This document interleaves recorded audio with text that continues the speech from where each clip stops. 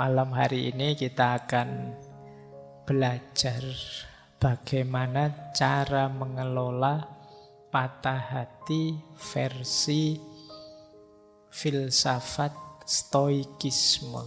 Saat engkau tersiksa oleh sesuatu dari luar dirimu, rasa sakit itu sebenarnya bukan dari sesuatu itu sendiri, namun dari anggapanmu terhadapnya.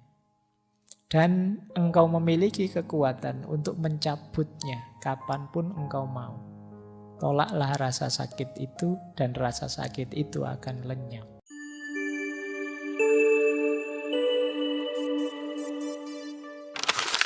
Assalamualaikum warahmatullahi wabarakatuh. Bismillahirrahmanirrahim. Alhamdulillahi rabbil alamin. Wa bihi nasta'inu ala umurid dunya waddin. Allahumma sholli wa sallim wa barik ala habibina wa syafi'ina sayyidina wa maulana Muhammadin wa ala alihi wa ashabihi wa man tabi'ahum bi ihsanin ila yaumiddin. Amma ba'du. Bismillah, mari kita lanjutkan pembahasan kita, ngaji filsafat kita. Malam hari ini kita masih dalam suasana patah hati. Temanya juga tema patah hati. Kelihatannya lebih perlu ditemani mereka yang sedang patah hati. Kalau yang jatuh cinta kan tidak butuh ditemani, mereka malah suka kalau kita tinggal berdua saja. Nah, malam hari ini kita akan belajar bagaimana cara mengelola patah hati versi filsafat stoikisme. Seperti apa sih orang stoik itu kalau sedang patah hati? Bismillah ya, kita mulai. Nah, sekarang cara menyikapi patah hati. Ini agak panjang kalau ini ya. Kita bahas satu-satu. Tipsnya dari kelompok stoik. Yang pertama, masih seperti pola tadi ya. Ayo kita sadari kenyataan hidup. Dalam hidup ini, kata Marcus Aurelius, ada yang hadir, ada yang keluar dari keberadaan. Beberapa dari apa yang pernah ada sekarang sudah hilang. Perubahan dan perubahan terus-menerus mengubah dunia. Seperti perkembangan waktu yang tak henti-hentinya mengubah keabadian. Jadi ini, ayo kita sadari hidup ini memang berubah. Ada yang datang, ada yang pergi. Yang sudah datang besok bisa berubah, yang kemudian berubah besok bisa pergi, dan lain sebagainya. Itulah hidup. Kan banyak momen ketika orang terus putus cinta, patah hati itu mengungkit-ungkit, dulu kamu lihat apa, sekarang lihat apa. Kamu kok berubah, tidak seperti dulu. Nah, jawabannya apa? Loh, hidup memang berubah. Tidak ada yang tidak berubah. Selalu ada perubahan. Jadi longgarkanlah hatimu kok tiba-tiba menerima pasanganmu berubah. Ya memang di antara pola hidup tadi ada perubahan. Kok dilalah ya perubahannya ke arah yang pahit bagi kamu. Ya itu nasibmu sudah. Jadi, tapi dari aspek perubahan yang pasti terjadi, ya kamu harus akui. Hidup ini mesti berubah. Nah, jadi ini untuk meringankan hatimu. Oh iya ya, memang kenapa kok sekarang perasaannya berubah padaku? Ya memang hidup ini hakikatnya perubahan.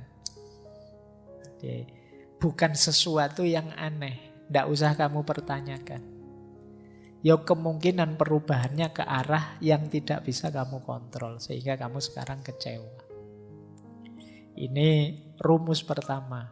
Kalau teman-teman merasa kaget dengan momen kok tiba-tiba dulu kita bersama, sekarang kita berpisah. Memang hidup ini penuh dengan perubahan. Yang namanya pertemuan pasti ada perpisahan. Sayangnya kebersamaan kita pisahnya cepat. Kan cuma itu saja. Yang lain durasinya panjang. Kalau kita durasinya pendek, akhirnya putus. Sederhananya kan begitu. Jadi kamu lebih longgar hatimu. Tidak harus terlalu membebani perasaanmu. Yang kedua, masih dalam konteks sadari kenyataan hidup. Kalau ini dari Epictetus. Ini menarik ya, filosof Stoik itu. Marcus Aurelius itu kaisar. Kalau Epictetus ini Buddha. Jadi pengikutnya aliran ini dari kaisar sampai Buddha. Kata Epictetus begini, saat engkau mencintai sesuatu, tempatkan di hadapan dirimu posisi yang berlawanan. Apa salahnya saat engkau mencium anakmu, engkau bisikkan dengan suara lirih, besok kamu pun juga akan mati. Dan kepada temanmu, besok kamu yang akan pergi atau aku yang akan pergi, dan kita tidak akan pernah bertemu lagi. Nah, ini menarik. Kalau pas kamu lagi hangat-hangatnya pacaran, terus kamu bilang, pada saatnya ya tetap kita akan berpisah.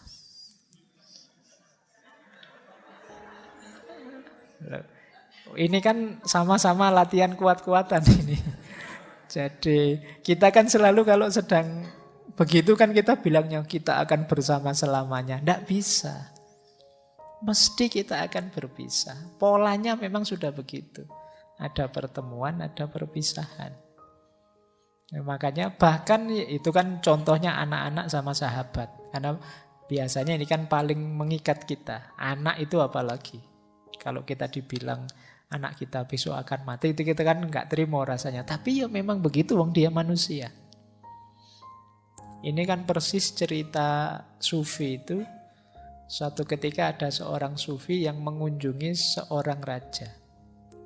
Yang raja ini karena sangat takzim pada sufi ingin belajar. Karena sufi ini tidak bisa lama, raja itu, wahai sufi, saya diajari satu saja wawasan.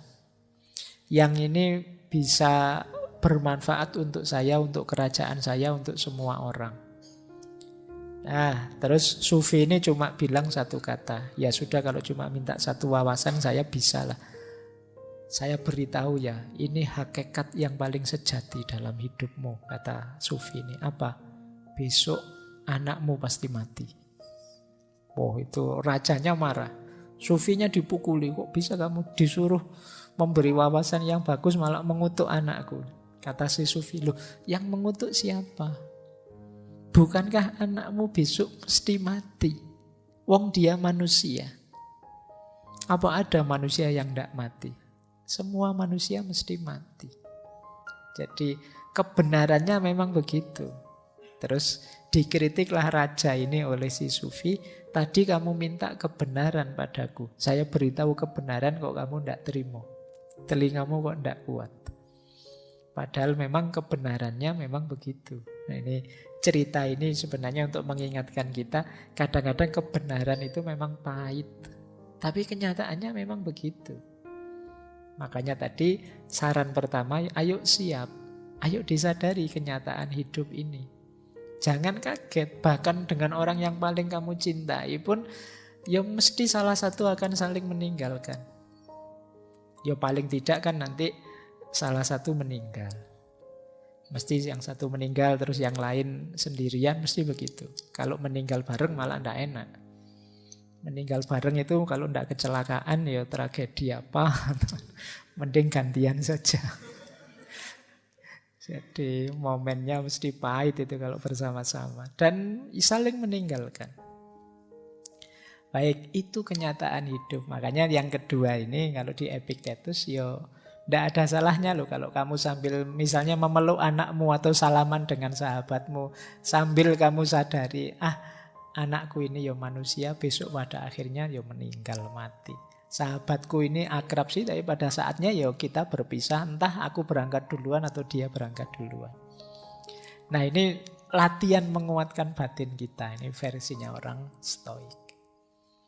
Jadi kalau kalian sudah punya kekasih, ya sambil berdua disadari. Mungkin kalau ada momen berdua, yuk kita sadari bersama bahwa pada saatnya kita akan berpisah.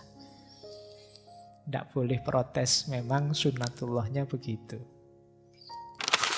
Yang kedua itu. Yang ketiga, ini masih dari Epictetus. Ini untuk menguatkan kita. Kata Epictetus begini, apa yang engkau cintai bukanlah milikmu. Itu diberikan kepadamu saat ini. Bukannya tidak akan diambil lagi, juga tidak diberikan padamu untuk selama-lamanya. Seperti buah ara. Buah ara itu seperti buah delima. Kalau dalam bahasa Arab namanya buah tin. Rasanya manis. Yang diberikan kepadamu atau seikat buah anggur pada musim tertentu dalam setahun. Jika engkau menginginkan buah ini di musim dingin, engkau bodoh. Jika engkau menginginkan putra atau temanmu ketika dia tidak lagi diizinkan untukmu, tidak lagi jadi jatahmu, engkau harus tahu bahwa engkau seperti orang menginginkan buah ara di musim dingin. Jadi rasa cinta, orang yang kita cintai, peristiwa mencintai, semuanya hakikatnya adalah pemberian, anugerah. Dan ada durasinya. Jadi ada waktunya. Kalau memang belum waktunya, ya ndak akan muncul. Kalau sudah habis durasinya, ya ndak akan mampu kita mempertahankannya. Jadi baik rasa cinta maupun yang dicintai, maupun peristiwa mencintai itu sendiri, segalanya ada waktunya. Kalau di luar waktunya kok kita inginkan, ya tidak akan nyampe. Ya Allah, dekatkanlah jodohku. Kalau memang sudah dekat, waktunya ketemu, ya akan ketemu. Kan begitu logikanya. Kalau belum waktunya ketemu, ya tidak akan ketemu. Jangan-jangan jodohmu belum lahir misalnya. Kamu minta-minta, kamu berdoa, ya tidak ketemu-ketemu. Kok lama sekali tidak ketemu, ya Allah, ya jodohmu belum lahir. Jadi cintamu bukan milikmu. Cinta itu sendiri kan juga pemberian. Termasuk yang sulit kita kontrol, bukan bagian dari kontrol kita, itu cinta. Kita kan tidak bisa merancang, saya harus mencintai dia sajalah, tidak usah mencintai itu, kita tidak bisa. Rasa cinta itu muncul tiba-tiba. Kadang-kadang tidak kita prediksi. Loh, saya itu bareng sama dia sejak semester 1 sampai semester 7. Ketika nggarap skripsi baru ada rasa pada dia. Kok tidak kemarin-kemarin? Ya karena itu anugerah dari Allah. Jadi tidak bisa kita rencanakan, saya pengennya jatuh cinta dengan yang dekat-dekat rumah sajalah biar tidak high cost misalnya. Kan tidak bisa. Gitu loh. Ya jatuhnya pada dia, anugerahnya Allah, hubungannya dengan dia, dengan durasi waktu tertentu pada waktu tertentu. Maka kata Epictetus, ya segalanya ada waktunya. Kok ternyata kita ditakdir berpisah, mungkin memang waktunya sudah habis. Durasinya sudah selesai. Nah, ini untuk menguatkan kita ya. Jadi kalau kamu nanti patah hati, ya jangan-jangan ini durasinya memang sudah selesai. Jadi biar nggak terlalu sedih lagi. Apa-apa itu ada siklus, ada polanya. Makanya sindirannya Epictetus, kalau kita menginginkan buah ara di musim dingin, ya sampai stres pun tidak akan ketemu. Kenapa? Bukan waktunya. Ini nasihat kedua. Nasihat ketiga tadi ya. Yang kedua, kita sadar kenyataan hidup. Yang ketiga ini, kita sadari cinta kita hakikatnya bukan milik kita. Jadi kalau ada yang tanya, Pak, cinta dan ingin memiliki itu apa setara? Ya enggak, karena bahkan cinta itu sendiri ternyata di luar kontrol kita. Makanya kalau dalam dunia tasawuf, mahabbah itu bagian dari ahwal. Ahwal itu anugerahnya Allah. Rasa cinta pada Allah itu ya hakikatnya anugerahnya Allah sendiri. Batin kita itu tidak bisa. Orang itu dipaksa mukul bisa, dipaksa mencintai tidak bisa. Mbok kamu cinta padaku dong. Ini kalau memang tidak cinta ya tidak cinta. Karena rasa itu muncul ya bagian dari anugerahnya Tuhan. Makanya ada kalimat cinta itu anugerah. Baik, ini nasihat selanjutnya. Ada lagi nasihat. Ini mirip tadi ya, antara yang dalam kontrol dan di luar kontrol. Kebahagiaan dan kebebasan, masih kata Epictetus, dimulai dengan pemahaman yang jelas tentang satu prinsip. Beberapa hal berada dalam kendali kita dan beberapa tidak. Berarti di luar kendali kita. Hanya setelah kita pahami aturan mendasar ini dan belajar membedakan antara apa yang kita bisa dan tidak bisa kita kendalikan, ketenangan batin dan keefektifan hidup menjadi mungkin. Ini tadi sudah dijelaskan ya, bahwa ada kunci penting dalam hidup ini. Kita harus sadar mana yang dalam kuasa kita, mana yang di luar kuasa kita. Seperti cinta tadi, itu kan bagian dari yang di luar kuasa kita. Mana cintamu yang kemarin? Wah, sudah diambil sama yang punya cinta, sekarang ganti cinta ke yang lain. Bisa saja begitu momennya. Tapi memang perasaannya orang lain di luar kuasa kita. Kalau kita menyedihi itu atau menggalaui itu, ada enggak ya bahasa Indonesia menggalaui itu? Berarti kita ya akan kesulitan keluar dari rasa sedih. Karena ini, karena apa? Tidak ada jalan keluarnya, karena di luar kuasa kita. Apalagi urusan perasaan. Seperti saya jelaskan tadi, ya kalau urusan perasaan tidak bisa dipaksa. Kalau kita merasa sedih itu kan orang bilang, mbok jangan sedih. Lah ini sudah sedih. Kok tidak boleh sedih? Wong ini rasa. Mbok jangan tersinggung, gitu aja tersinggung. Lah saya sudah tersinggung ini. Jadi sulit, rasa itu diatur seperti kita ngatur yang dalam kontrol kita. Jadi ini kunci hidup bahagia. Kita harus tahu mana yang ada dalam kontrol kita, mana yang di luar kontrol kita.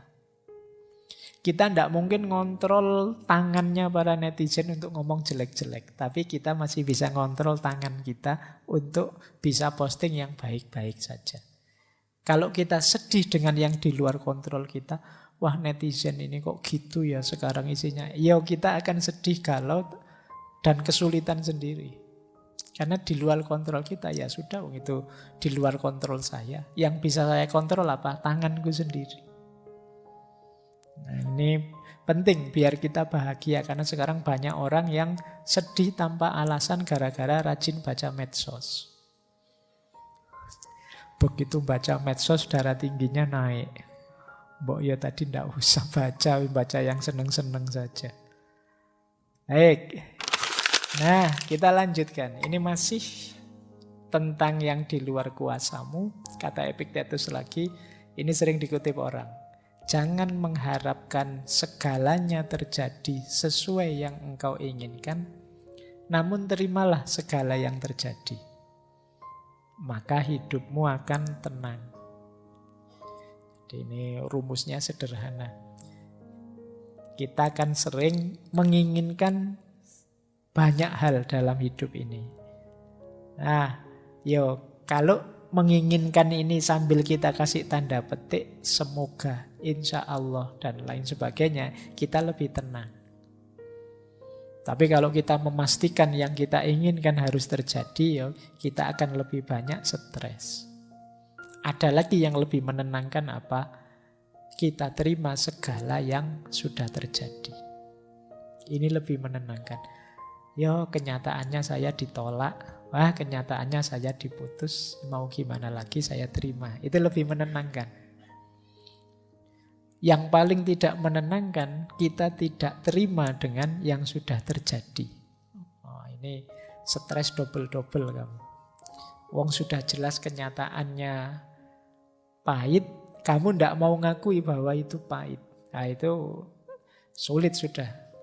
Kayak kamu minum jamu, pahit enggak? Enggak kok, saya kuat. Ya wis, orang enggak akan iya. Ya kalau pahit bilang saja pahit. Kalau memang sulit bilang saja sulit, enggak masalah. Terima saja, akui saja. Ya tinggal kamu tata ke depannya segala yang ada dalam kontrolmu. Kan cuma itu saja. Yang di luar kontrolmu ya dipasrahkan saja. Ini lebih menenangkan. Jadi kalau kita ingin tenang, memang rumusnya ya harus tahu yang dalam kontrol dan yang di luar kontrol. Ada lagi, sekarang geser ke Marcus Aurelius. Dia bilang begini. Ini kendalikan pikiran. Jangan biarkan pikiranmu tentang keseluruhan hidupmu menghancurkanmu. Jangan isi pikiranmu dengan segala hal buruk yang mungkin masih akan terjadi. Tetap fokus pada situasi saat ini dan tanyakan pada diri sendiri mengapa begitu tak tertahankan dan rasanya tidak dapat bertahan. Ini saat kita sedang pahit ya, sedang mengalami sisi-sisi gelap hidup. Jadi ayo pikirannya tetap positif. Maknailah segala kepahitan yang kita hadapi dengan makna yang tidak menghancurkan kita sendiri. Faktanya sebenarnya kita hanya ditinggal oleh yang kita cintai. Kita hanya patah hati, kita hanya putus. Anggap saja itu satu babak, satu sisi, satu skenario, satu adegan dari hidup kita, bukan keseluruhannya. Kita itu sering kalau mengalami sesuatu, kita maknai sesuatu yang sebenarnya hanya bagian kecil dari hidup kita, seolah-olah itu keseluruhan hidup kita. Ditinggal orang yang kamu cintai itu kan satu bagian, satu sisi dari hidupmu. Masih banyak orang lain yang mencintaimu, masih banyak cerita lain dalam hidupmu, masih banyak dimensi lain dalam hidupmu. Ada mahasiswa yang begitu galaunya karena mata kuliahnya dapat nilai D. Tiap hari dosennya di WA, Pak, salah saya apa Pak, dapat nilai D. Jadi seolah-olah hidupnya jadi gelap karena satu nilai itu. Seolah-olah keseluruhan dunianya runtuh hanya karena satu nilai itu. Padahal masih banyak sisi hidupmu yang lain. Ini yang sering kita lupakan. Kita tidak bisa mengendalikan pikiran kita sendiri. Nah, Marcus Aurelius ini menasihati kita. Yuk tetap sambil kita berintrospeksi salahnya di mana, kurangnya di mana, tidak pasnya di mana. Tapi ini hanya satu bagian saja, satu episode saja dalam hidup kita. Masih banyak episode-episode yang lain. Hidup kita ini kan episodenya tidak terhitung. Kalau drama Korea paling 16. Ya. Sekarang ada yang 12, ada yang 8. Oke ya. Tapi hidup kita episodenya banyak, tidak terhitung. Tidak usah khawatir kok. Wong yo episode ini sudah banyak sekali, kadang-kadang masih ada season 1, season 2 loh, masih panjang. Tidak usah terlalu galau kalau gagal di episode ini. Masih ada episode selanjutnya kok. Hidup kita masih berjalan, masih panjang. Ayo mengendalikan pikiran. Jangan hanya karena satu hal, keseluruhan hidup kita runtuhkan. Nanti kita jadinya menyesal. Potensi hidup kita itu luas, tidak hanya di situ. Nah ini penting, makanya sisi mengendalikan pikiran. Masih ada lagi tentang mengendalikan pikiran, kata Marcus, kebahagiaan hidupmu tergantung pada kualitas pikiranmu. Oleh karena itu, jagalah sebagaimana mestinya dan berhati-hatilah agar engkau tidak memiliki pikiran yang tidak sesuai dengan kebajikan dan kewajaran. Tidak usah mikir aneh-aneh, maknai saja secara positif dan manfaat, secara bijak dan wajar saja. Jangan terlalu berlebihan. Wajar saja, sedih iya, agak stres iya, bau-bau depresi iya. Tapi ya dinikmati saja, ya pada saatnya ada momen ketika kita harus bangkit lagi. Wong yo episodenya bisa ganti. Jadi lanjut hidup. Jadi ayo kita kontrol. Kenapa kok mengendalikan pikiran ini penting? Karena hidup kita kuncinya di pikiran. Jadi kalau pikiran kita yang buruk-buruk, yang negatif-negatif, ya hidup kita jadi berat. Hujan deras itu kita sekarang banyak mengeluh. Kenapa waktu kecil dulu kalau hujan deras malah seneng? Hujan-hujan, wah seneng hujan-hujan. Sekarang kamu hujan-hujan itu, wah, jalan raya itu paling ngeri kalau pas hujan. Apalagi setelah terang tiba-tiba hujan. Oh itu motor itu sudah banter-banteran mesti. Seolah-olah air itu akan membunuhmu. Padahal cuma air. Kenapa bisa begitu? Pikiranmu yang main. Jadi kamu membayangkan basah kuyup, terus ngereges, terus kamu masuk angin, terus kamu tidak bisa ngapa-ngapain. Ini pikiran itu kan jadi bayanganmu saja. Coba kamu baca secara berbeda. Asik ya hujan-hujan gini, seger ya hujan-hujan ini, kan beda. Kamu di lampu merah dibel orang dari belakang. Itu kan kamu terus misuh-misuh. Orang kok tidak telaten, orang kok, karena kamu membaca bel din itu bel yang memburu-buru kamu. Padahal kalau kamu baca secara berbeda kan mungkin kamu tidak jadi marah. Ketika orang ngebel di belakangmu, coba kamu baca, wah orang di belakang itu sayang sekali padaku ya. Dia mengingatkanku untuk waspada kalau memang lampunya nyala suruh jalan. Oh, kamu noleh bisa terima kasih pada dia. Jadi terima kasih loh ya, saya dibel diingatkan untuk waspada. Ya karena kamu membacanya negatif, kamu nganggap dia, wah menyusu-nyusu kamu kan, kamu terus nganggap orang kok tidak sabaran, masih merah kok masih ngebel-ngebel. Cara membacamu mungkin salah. Nah ini pentingnya pikiran.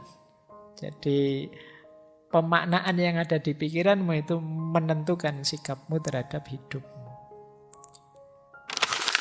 Ya setelah pikiran terkendali, kendalikan dirimu. Apapun yang harus dilakukan, apapun yang dilakukan dan dikatakan orang, aku tetap harus menjadi zamrud dan mempertahankan warnaku. Kata Markus. Sepahit apapun hidup, sejatuh apapun aku tetap harus jadi orang baik. Ini maksudnya. Jadi ayo mengendalikan diri. Jangan karena alasan kecewa, alasan menyesal, alasan patah hati, terus kita mengubah corak kita. Yang semula orang sabar jadi orang ngamuan, yang semula orang baik sekarang jadi orang yang cuek dan seterusnya. Berarti kita berubah warna. Berarti kita terpengaruh. Kalau bisa ya kita tetap menjadi zamrud dan mempertahankan warna kita. Ini mengendalikan diri kita. Nah, terus Marcus Aurelius kemudian menasehati kita, rintangan dalam hidup itu hakikatnya adalah jalan. Meskipun benar bahwa seseorang dapat menghalangi tindakan kita, mereka tidak dapat menghalangi niat dan sikap kita yang memiliki kekuatan untuk berubah dan dapat beradaptasi. Karena pikiran menyesuaikan dan mengubah hambatan apapun menjadi sarana untuk mencapainya. Apa yang merupakan penghalang tindakan diubah menjadi jembatan bagi tindakan. Hambatan menjadi petunjuk jalan. Jadi ini menurut saya lagi-lagi cara membaca. Kamu tidak terhalang. Hanya saja ada tantangan untuk dilewati. Jadi halangan itu jangan kamu baca sebagai rintangan. Baca saja sebagai tantangan yang harus kamu taklukkan. Pak, saya cinta dia, Pak. Tapi orang tuanya kok enggak setuju, Pak. Ya, alhamdulillah orang tuanya masih sadar. Enggak. Ya, enggak, maksudnya ke sini. Kalau Markus itu maksudnya, kalau ada halangan seperti itu, yaitu tantanganmu untuk ditaklukkan, bukan halanganmu. Kalau halangan itu kan harga mati. Cintaku terhalang, selesai. Tapi kalau cintaku mendapat tantangan, harus ditaklukkan. Ya gimana caranya orang tuanya terus jadi suka padamu dan setuju. Jadi rintangan hakikatnya adalah jalan. Bacalah rintangan itu sebagai jembatan untuk kamu lewati. Jembatan itu kan untuk dilewati, tidak untuk kamu tinggal di situ. Lampaui itu, taklukkan itu. Jadi ada kesulitan apapun, lampaui. Patah hati pun sejenis rintangan yang harus kamu baca sebagai jalan. Oh, mungkin ini jalan kesuksesanku. Nah, harus aku taklukkan. Aku tunjukkan bahwa aku bisa sukses meskipun tanpa kamu. Oh, ini jadi rintangan, jadi jalan. Kesulitan jadi pendorong untuk kita lebih tegak lagi. Ini nasihat dari Markus. Terus hati-hati juga jangan memperparah keadaan. Betapa jauh lebih berbahaya konsekuensi dari kemarahan dan kesedihan daripada keadaan yang membangkitkannya dalam diri kita. Kadang-kadang kemarahan kita, kesedihan kita membuat kita blunder. Melakukan sesuatu yang tidak seharusnya, yang efeknya jauh lebih buruk daripada sebabnya. Sebabnya sih kamu misalnya diputus sama pasanganmu, terus kamu saking marahnya ngamuk-ngamuk. Kamar kos kamu acak-acak, motormu kamu banting-banting. Setelah itu kamu duduk sendirian, ternyata biayanya besar, patah hati. Salahmu sendiri, kamu yang memperparah keadaan. Gitu loh. Mbok tadi jangan lepas kontrol, kamu masih aman.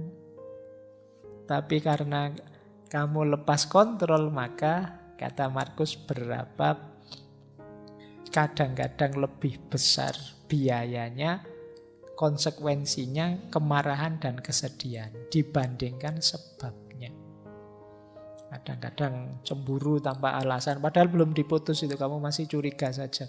Tidak beneran, itu kamu sudah marah-marah, banting-banting piring, kamu sudah ngomong yang jelek-jelek. Ternyata salah paham. Lah itu kan sebabnya sepele, tapi yang kamu lakukan di luar kontrol malah memperparah keadaan. Semula tidak ada apa-apa, jadi putus beneran. Nah ini yang sering kita. Maka hati-hati dengan diri yang tidak terkontrol. Memang kuncinya mengendalikan diri. Kalau ini agak keras dari Epictetus, jangan cengeng. Jadi ini ada kalimat di bukunya itu, kami menangis kepada Tuhan, bagaimana kami bisa lolos dari penderitaan ini. Itu dimarahi sama Epictetus, bodoh. Apa kamu tidak punya tangan? Apa Tuhan lupa memberimu sepasang? Maksudnya apa? Potensi, kualitas, kompetensi, fasilitas hidup kita masih lengkap. Wong tinggal mengubah sudut pandang, wong tinggal menguatkan diri sebentar saja kok enggak kuat. Kok mengeluh pada Tuhan, gimana aku bisa keluar dari situasi ini. Kamu belum berkurang sedikit pun dirimu dibandingkan yang kemarin. Kamu masih utuh sebagai dirimu yang kemarin. Tidak ada yang berkurang. Kemarin kamu bisa apa, sekarang kamu masih bisa. Kemarin kamu mampu apa, sekarang kamu masih mampu. Kualitas dirimu tidak ada yang hilang. Maka kamu masih bisa kembali lagi seperti sebelumnya. Tidak usah terlalu banyak mengeluh. Kamu masih bisa tegak seperti dulu. Tinggal kamu sembuhkan sakit hatimu. Kan cuma itu saja masalahnya. Tidak usah dibawa kemana-mana. Jadi Ini sudah mulai agak keras Epictetus ini. Sudah dinasihati sejak tadi kok masih ngeyel, masih sumpek saja. Ya wis, kalau begitu apa sih yang kurang dari dirimu kalau patah hati? Yang sederhananya begitu. Apa dari kamu cerdas terus jadi tidak cerdas lagi? Apa dari kamu pinter jadi tidak pinter lagi? Apa dari kamu semula bisa nyetir mobil gara-gara patah hati tidak bisa nyetir mobil sekarang, Pak? Apa tidak apa-apa begitu? Maka jangan cengeng lah, kata Epictetus. Kamu itu kuat kalau mau, kamu hebat kok. Hanya saja ketika kamu cengeng, terlalu manja, ya kamu lama tidak bangkit-bangkit, tidak move on. Ayo bangkit. Bila perlu ini ditambahi oleh Markus, jangan malu minta bantuan. Tidak apa-apa. Kalau butuh teman ngobrol, teman curhat, di sekelilingmu banyak. Kamu tinggal milih. Kok diputus pasanganmu, tidak usah khawatir. Di sekelilingmu banyak yang bisa kamu sandari. Temanmu, sahabatmu, atau kamu cari yang lain juga insya Allah ada. Asal kamu tidak menutup diri. Jangan malu bertanya. Kata Markus begini, jangan malu saat membutuhkan bantuan. Engkau memiliki kewajiban untuk dipenuhi seperti seorang prajurit di tembok pertempuran. Jadi bagaimana jika engkau terluka dan tidak bisa memanjat tanpa bantuan prajurit yang lain? Jadi manfaatkanlah teman sekelilingmu, orang-orang yang mencintaimu di sekelilingmu sebagai sandaran. Tidak masalah. Jangan malu. Jangan gengsi. Patah hati bukan aib, bukan dosa. Tidak apa-apa. Jadi biasa saja. Itulah dinamikanya orang hidup, kan memahaminya begitu. Hidup itu naik turun seperti itu. Terus, nah ini lanjutannya. Ini kalau masih tidak sembuh-sembuh sakit hatinya. Kenapa kok sakit sekali? Nah itu terus disindir oleh Marcus Aurelius. Saat engkau tersiksa oleh sesuatu dari luar dirimu, rasa sakit itu sebenarnya bukan dari sesuatu itu sendiri, namun dari anggapanmu terhadapnya. Dan engkau memiliki kekuatan untuk mencabutnya kapanpun engkau mau. Tolaklah rasa sakit itu dan rasa sakit itu akan lenyap. Dimarahi sekarang sama Marcus Aurelius. Kok kamu mau bersakit-sakit lama? Sakit atau tidak sakit itu kan tergantung dirimu. Apalagi sakit hati, bukan sakit fisik. Itu kuncinya ada di kita kok. Ada teman yang secara sengaja ngomong nyelekit biar kita tersinggung. Itu tersinggung atau tidak itu kan bisa kita atur.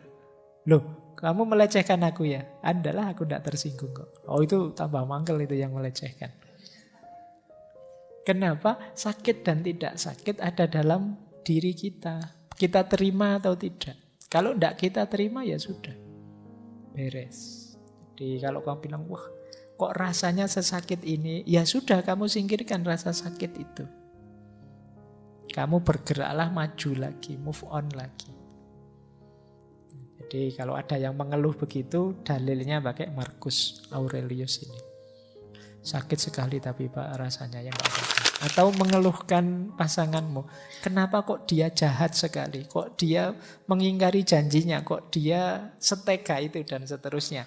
Lagi-lagi dibantu Marcus untuk menjawabnya. Saat engkau sedang melawan orang yang tidak tahu malu, tanyakan pada dirimu hal ini. Apakah mungkin di dunia ini bersih dari tindakan tidak tahu malu? Ya tidak. Maka jangan mengharapkan sesuatu yang tidak mungkin.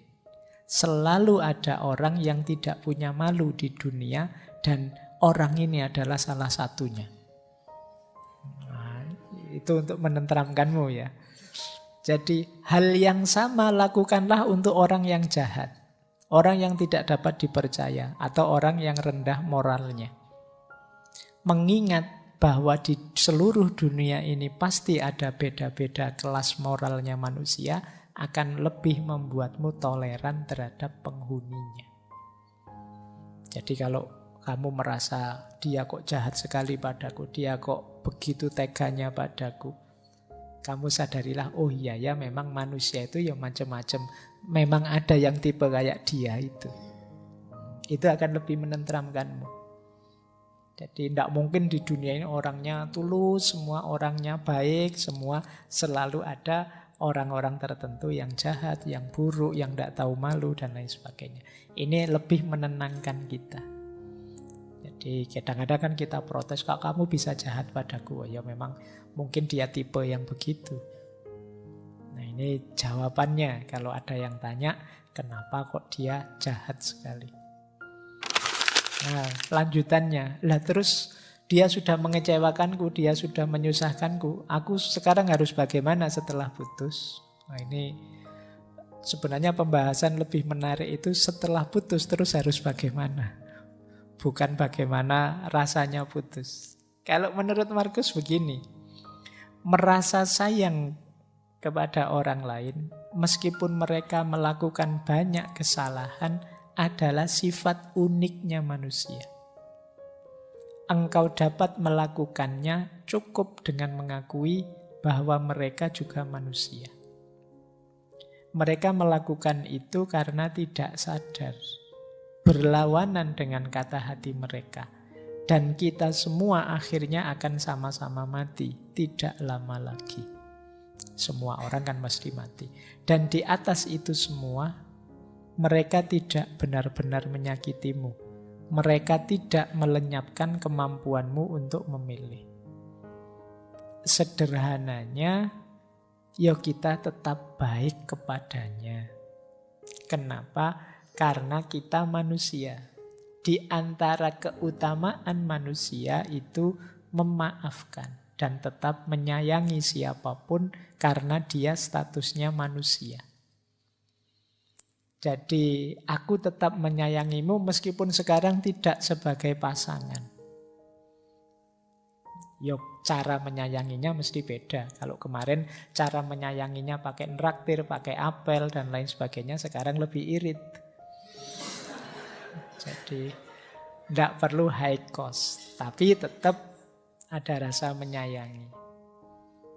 Dan kalau kita kecewa dengan yang mereka lakukan, sebenarnya mereka itu tidak jahat-jahat amat. Anggap saja mereka itu mendidik kita untuk jadi lebih tangguh. Buktinya apa? Kita masih bisa tegak hari ini. Nah, jadi mereka tidak melenyapkan kemampuan kita untuk milih. Jadi maksudnya untuk menentukan hidup kita sendiri. Jadi kalau ada yang tanya, terus aku bagaimana? Ya tetaplah sebagai manusia kita tetap harus saling menghargai, saling menyayangi. Ya, kalau masih ngeyel saja, gimana saya melanjutkan hidup tanpa dia? Dimarahi sekarang oleh Markus, jangan biarkan masa depan mengganggumu. Engkau pasti akan menghadapinya jika perlu. Dengan senjata yang sama yang hari ini menjadi senjatamu melawan masa kini. Kalau sudah patah hati kan kadang-kadang gimana aku melanjutkan hidup tanpa dia? Bisa, tidak usah khawatir. Kayak kamu dulu belum kuliah terus mau masuk kuliah kan kamu, bisa ndak ya Pak saya kuliah itu, saya itu. Ternyata dijalani ya bisa, bahkan sekarang ya ndak blek.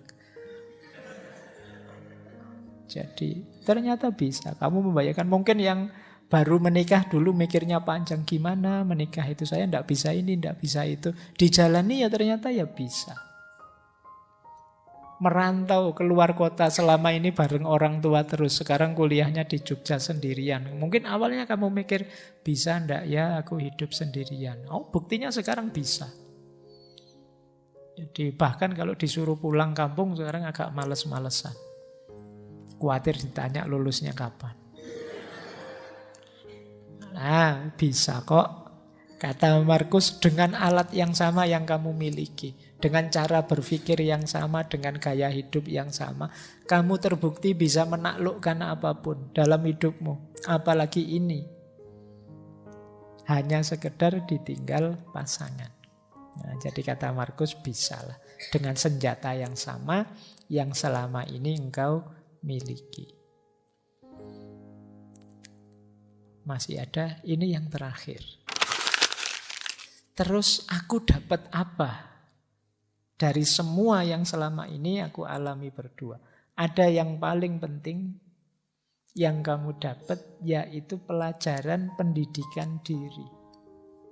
Kata Markus, jika ada sesuatu yang menghalangimu untuk mencapai tujuan tepat waktu, itu adalah kesempatan untuk melatih kesabaran. Jika seseorang menyakitimu, itu adalah kesempatan untuk berlatih memaafkan. Jika ada sesuatu yang sulit merintangimu, itu adalah kesempatan untuk menjadi lebih kuat. Jadi kesulitan apapun, bencana apapun, musibah apapun, kepedihan apapun, hakikatnya adalah medan latihan untuk meningkatkan kualitas diri kita. Apapun itu. Pinter-pinterlah mengambil hikmah, mengambil pelajaran dari apa yang kita alami dalam hidup, termasuk kepahitan-kepahitan hidup yang kita rasakan. Disinilah nanti kita tidak akan menyesali kepahitan-kepahitan hidup yang kita alami, karena ternyata dia jadi sekolahan kita. Jadi dia jadi lembaga pendidikan kita. Jadi lulusan patah hati itu hatinya kuat tangguh. Nah, kita dapat pelajaran berharga dari situ. Ya, jadi kan ada yang alumni patah hati, ada yang alumni dapat nilai E, ada yang alumni kantongnya kempes terus, ada yang alumni itu kesulitan hidup kita kan seputar itu. Nah, kalau kita lulus dari situ, kita jadi manusia yang lebih tangguh. Bandingkan dengan orang yang hidupnya mulus terus, tidak pernah susah. Secara kepribadian dia tidak akan tangguh. Makanya kalau kalian sering ikut lomba-lomba, bagi saya lebih berharga kalau kamu kalah, karena kamu latihan mentalmu. Kalau menang itu gampang secara mental, tapi kalah itu berat. Nah, kalau kamu terlatih kalah itu enak. Biasa kalah. Tapi kalau menang, alhamdulillah menang. Loh, yang sering membuat kita lepas kendali itu kan ketika kita kalah. Tapi kalau kita sudah tangguh di situ, apa sih kepahitan hidup yang harus saya alami? Yang paling pahit toh sudah saya alami. Kamu semakin tangguh. Kenapa? Karena kepahitanmu selama ini jadi mata pelajaran yang membuatmu keluar dari situ jadi lebih tangguh. Nah, ayo yang alami patah hati juga begitu. Jadikan momen patah hati ini sebagai sekolahan. Kalau kata Ki Hajar itu kan setiap tempat adalah sekolah, ya berarti setiap patah hati adalah pelajaran. Yang di situ kita belajar jadi manusia yang lebih tangguh, lebih sadar, lebih berkualitas.